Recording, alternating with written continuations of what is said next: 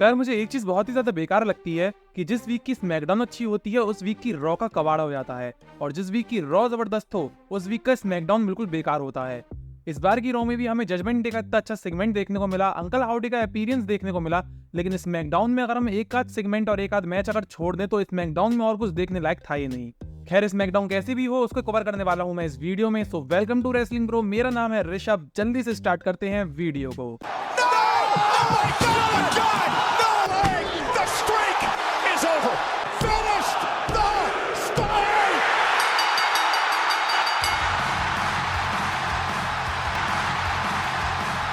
तो स्मैकडाउन की शुरुआत में हमें the baby face undisputed universal champion Cody Rhodes देखने को मिलते हैं।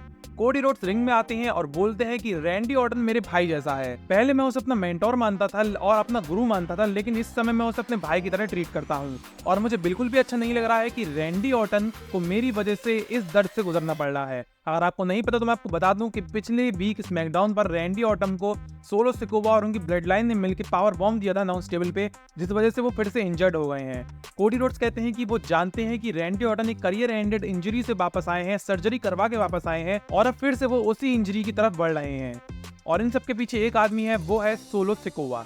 कोडी रोड्स से पहले कुछ और बोलते स्मैकडाउन पर ऑस्टिन थ्यूरी और ग्रेसन वॉलर आ जाते हैं।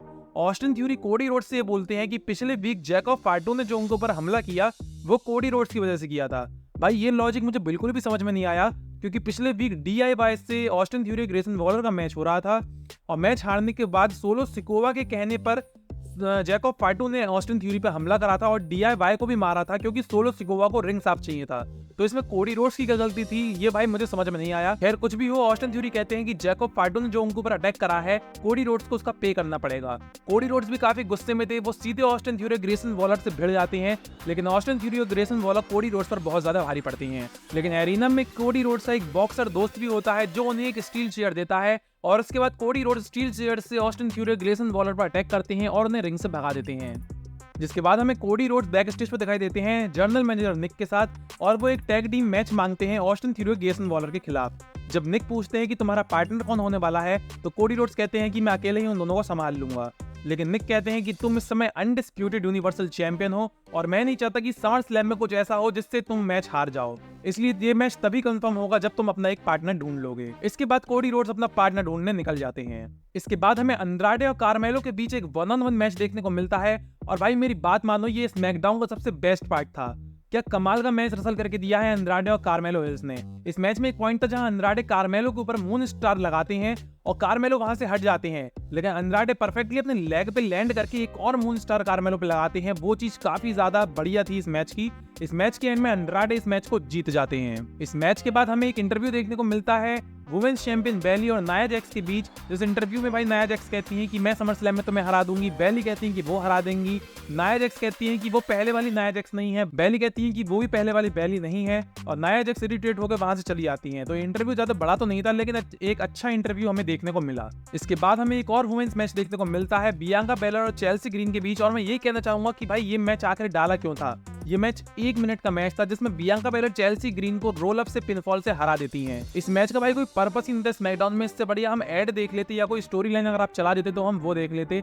ये मैच काफी ज्यादा बकवास था स्मैकडाउन में। खैर इस मैच के बाद हमें फाइनली एक अच्छा प्रोमो देखने को मिलता है जो कि था यूनाइटेड स्टेट चैंपियनशिप का कॉन्ट्रैक्ट साइनिंग, जहां पे निक ऑल्डे सबसे पहले रिंग में आते हैं और एले नाइट को बुलाते हैं। एले नाइट ने पहले ही उस कॉन्ट्रैक्ट पे साइन कर दिया था, जिस वजह से निक ऑल्डे सबसे बार लोगन पॉल को बुलाते हैं। लोगन पॉल रिंग में आते हैं, लोगन पॉल साइन नहीं करते हैं। लोगन पॉल एले नाइट से बोलते हैं कि मैं यहाँ पे 2-3 सालों से ही हूँ और मैं इस समय यूनाइटेड स्टेट चैंपियन बन चुका हूँ, और तुम इस बिजनेस में पिछले 20 सालों से हो और तुमने अभी तक कुछ भी अचीव नहीं किया है, तो तुम मेरे लेवल के तो हो ही नहीं। जिस पे एले नाइट कहते हैं कि एक तरफ तुम्हारा भाई है जो माइक टाइसन को चैलेंज कर रहा है और दूसरी तरफ तुम हो जो एक एले नाइट का चैलेंज एक्सेप्ट नहीं कर पा रहे हो। ये बात लोगन पॉल को थोड़ी टीज कर आती है और लोगन पॉल कॉन्ट्रैक्ट को साइन कर लेते हैं, जिसके बाद लोगन पॉल अटैक करने की कोशिश करते हैं एले नाइट पर, लेकिन एले नाइट भी उसका जवाब देते हैं और अपना फिनिशर लगाने वाले ही होते हैं कि लोगन पॉल बच के वहां से निकल जाते हैं।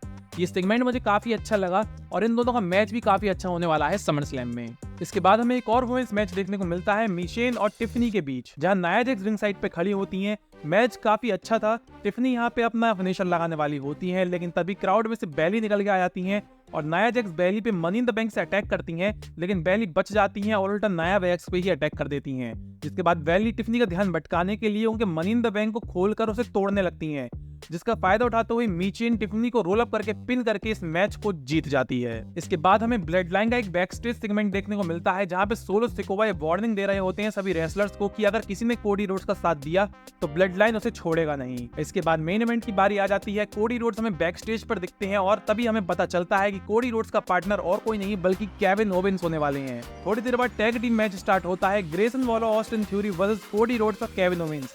मैच काफी अच्छा था। मैच के एंड में कोडी रोड्स और केविन ओवेंस ऑस्टिन थ्यूरी या फिर ग्रेसन वॉलर, मुझे याद नहीं आ रहा है, किसी को पिनफॉल से हरा देते हैं। जिसके बाद सोलो सिकोवा और उनकी ब्लड लाइन रिंग में आते हैं, लेकिन कोडी रोड्स इतनी खुंदक खाए हुए थे कि सोलो सिकोवा और टामा टोंगा के ऊपर कोडी रोड्स सुसाइड डाइव लगा देते हैं और टांगा लुआ को केविन ओवेंस संभालने लगते हैं। अभी तक सब सही चल रहा था। कोडी रोड्स और केविन ओवेंस पूरी ब्लड लाइन को आराम संभाल ले रहे थे, लेकिन तभी जैको फाटू की एंट्री होती है और सब कुछ तितर बितर हो जाता है। जैकब फाटू की एंट्री के बाद ब्लड लाइन कोडी रोड्स को उठाकर अनाउंस टेबल पे फेंक देती है और केविन ओवेंस की गर्दन में चेयर डाल के उसे स्टील पोर्ट्स से मार देती है, जिस वजह से मुझे लगता है कि शायद केविन ओवेंस की नेक में कुछ इंजरी भी हुई होगी। और उसके बाद सोलो सिकोवा अपनी माला पहनते हैं और ब्लड लाइन का आइकॉनिक साइन देते हैं और ये के साथ स्मैकडाउन का डी एंड हो जाता है। स्मैकडाउन में अगर भाई मैं कार्मेलो और अंड्राडे का मैच मुझे अच्छा लगा, मुझे प्रोमो अच्छा लगा, यूनाइटेड स्टेट चैंपियनशिप का जो कॉन्ट्रैक्ट साइन थी वो काफ़ी अच्छी थी और जो एंड का स्मैकडाउन था सोलो सिकोवा के आने के बाद वो मुझे काफ़ी अच्छा लगा।